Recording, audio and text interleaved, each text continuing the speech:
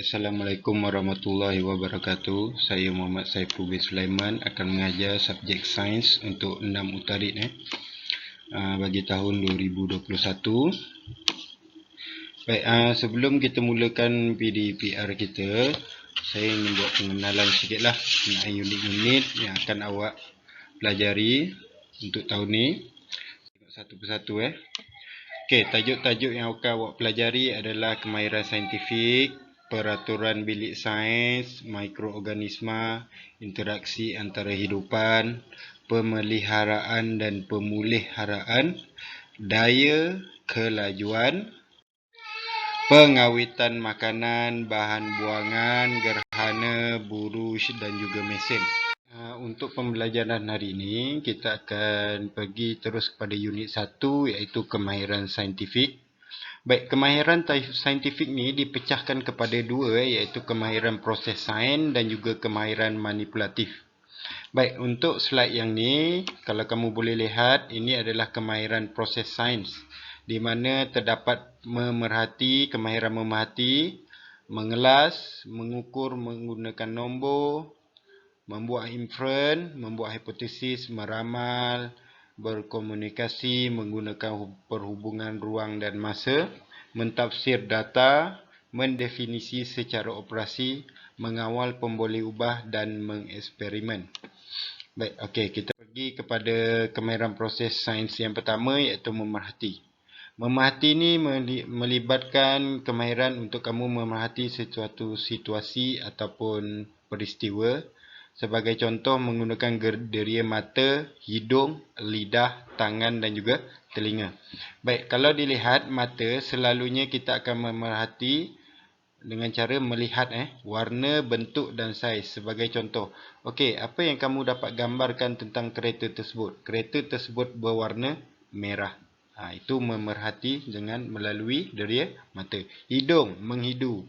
Okey. Sampah itu berbau busuk. Lidah, rasa, kopi ini rasa pahit. Tanah, sentuh. Permukaan cermin tangan untuk sentuhan. Permukaan cermin ini terasa licin. Telinga mendengar. Bunyi muzik tersebut sangat bising. Okey, itu contoh untuk memerhati menggunakan 5 jenis deria.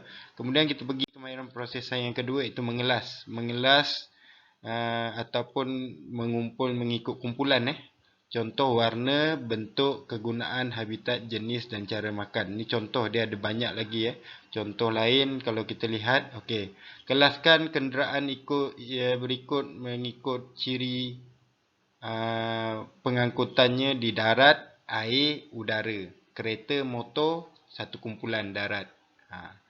Sampan, feri, satu kumpulan di air. Kapal terbang, helikopter, udara. Macam tu. Contoh, warna, okey. Yang berbaju merah berdiri di sebelah kanan, yang berbaju putih berdiri di sebelah kiri. Itu contoh mengelas. Kita kumpul ikut ciri yang sama. Okey, seterusnya kita tengok mengukur menggunakan nombor. Okey, awak nampak tak? Perasan tak ni? Okey, yang saya tandakan ni Baik ni. Pita ukur, pembaris, neraca tuas, jam randik. Okey, ini kita panggil alat piawai. Alat piawai. Alat piawai. Piawai. Okey, alat piawai ni kalau awak nak tahu, baik, kita terus dapat dia punya ukuran ataupun dia punya berat, dia punya panjang, terus dapat dia punya tempoh masa, terus dapat. Tapi kalau alat bukan piawai, contoh alat bukan piawai adalah seperti ni. Okey, klip kertas, pensel, mancir sapi, anggota badan. Ini adalah alat bukan piawai. Maknanya awak guna contoh klip kertas kan, nak ukur meja, awak susun klip kertas. Berapa bilangan klip kertas yang digunakan? Berapa batang pensel yang digunakan? Dengan syarat saiz untuk alat bukan piawai yang digunakan mestilah sama. Jangan pensel tu ada pendek, ada panjang, tak boleh. Dia pensel semua sama panjang. Itu boleh digunakan sebagai alat mengukur bukan piawai. Okey Dan mengukur ni dia melibatkan kuantitatif, maknanya boleh dihitung lah jumlah yang boleh dikira. Okey, seterusnya. Baik, kemahiran saintifik yang seterusnya iaitu membuat inferen.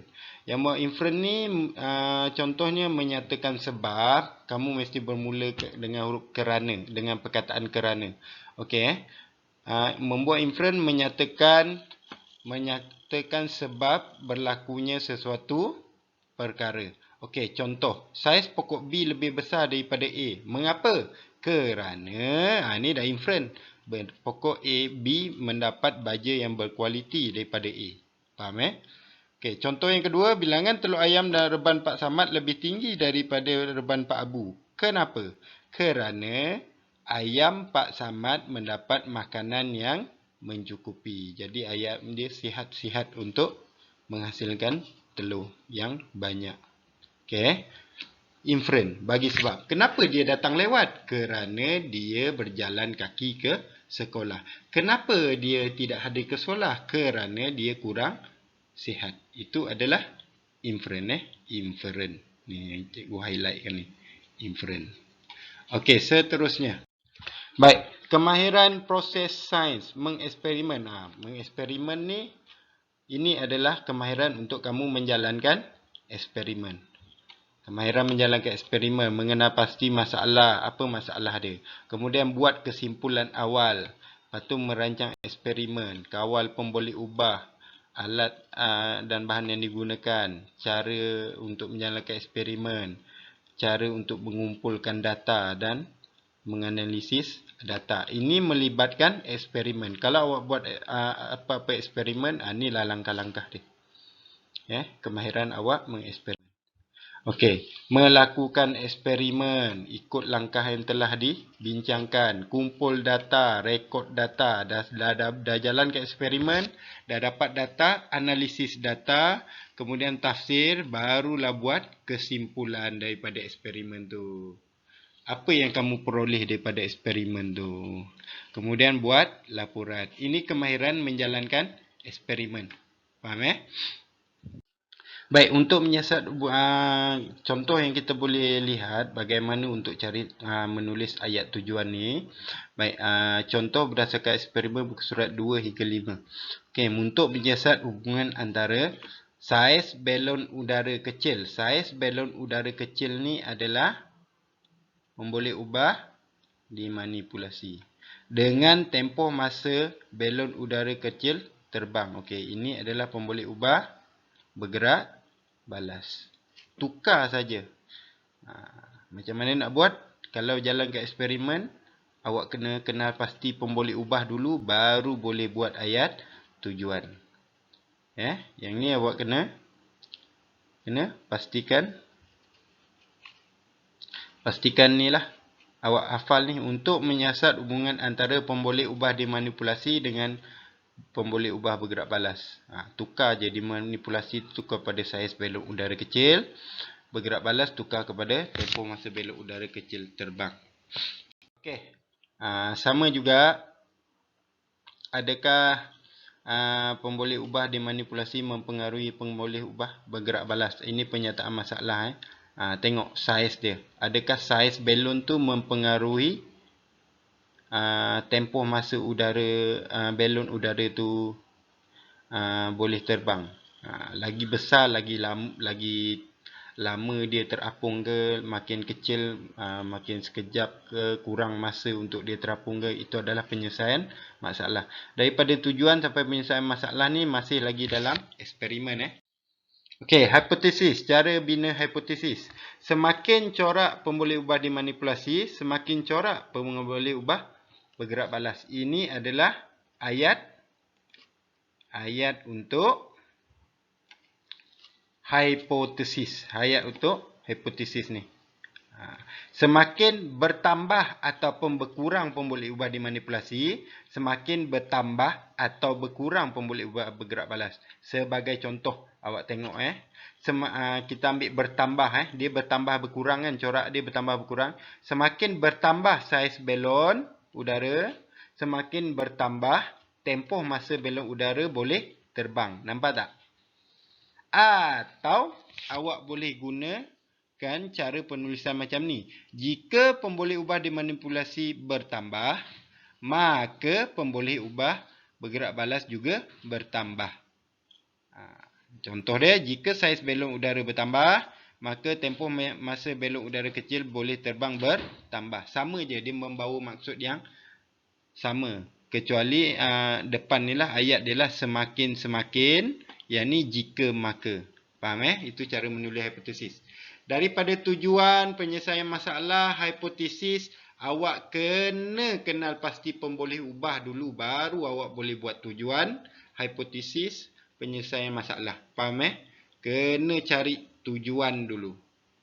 Kena cari pemboleh ubah dahulu, baru awak boleh buat hipotesis tujuan dan penyelesaian masalah. Kemudian inilah macam mana kita nak cari pemboleh ubah. Okey, pemboleh ubah dimanipulasi. Apa yang diubah? Contoh macam sebelum ni tadi kan, saiz belon tu yang diubah, kecil, sederhana, besar.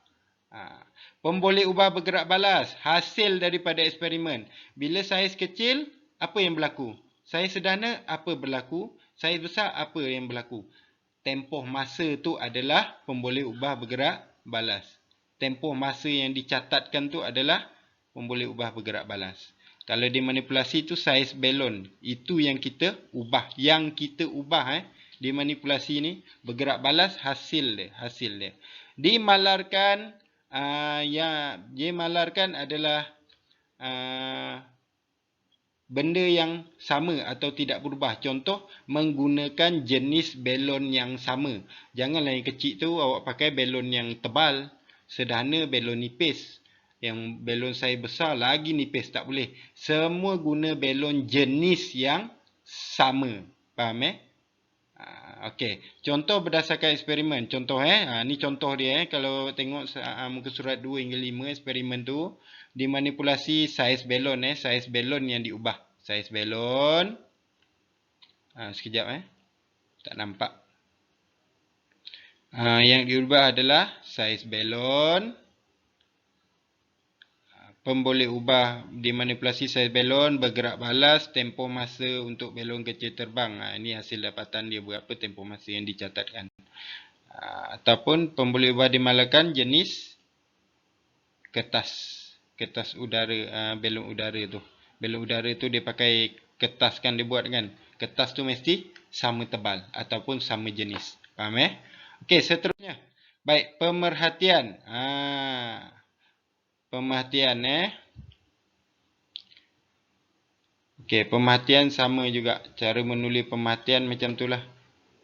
Dia sebenarnya banyak banyak sangat cara menulis pemerhatian. Asalkan apa yang kamu nampak itulah yang kamu tulis. Bila jalankan aktiviti, kamu nampak kan?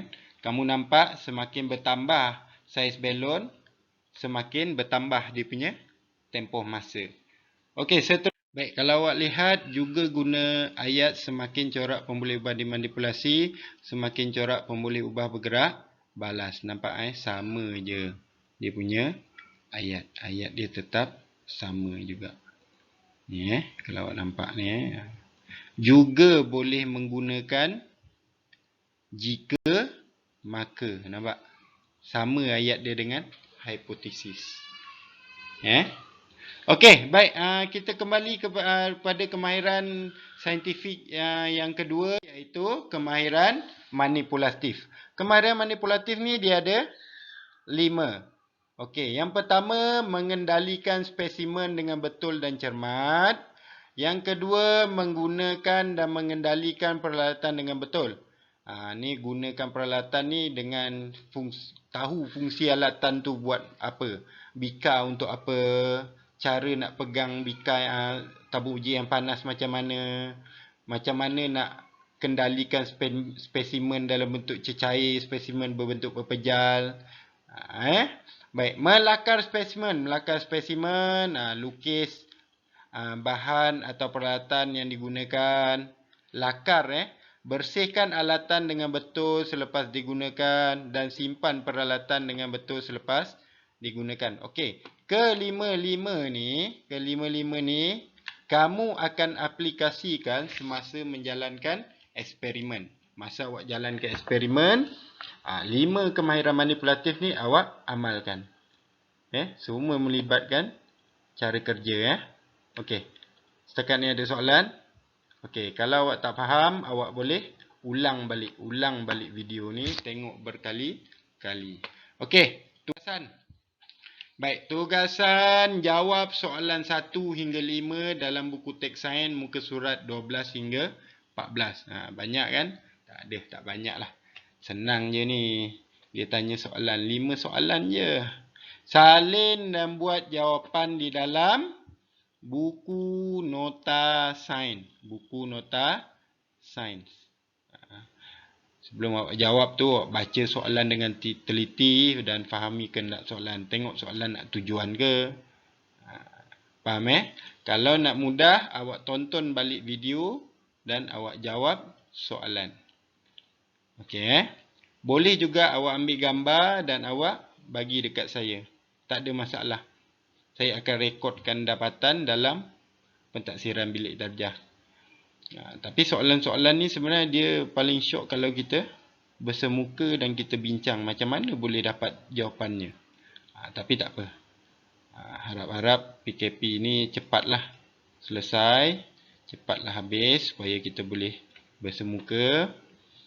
Okey, untuk minggu depan kita akan masuk tajuk lain lah. Kita tinggal dulu kemahiran saintifik ni, kita akan fokus kepada mikroorganisma. Tak silap cikgu, mikroorganisma. Okey. Bila awak dah siap jawab, cikgu, cuba awak tengok balik ni adalah contoh jawapan dia. Contoh jawapan soalan nombor 1 sampai 5. Okey. Baiklah. Ini draft lah untuk soalan nombor 5. Okey, itu saja. Sekian. Terima kasih. Jumpa lagi minggu hadapan.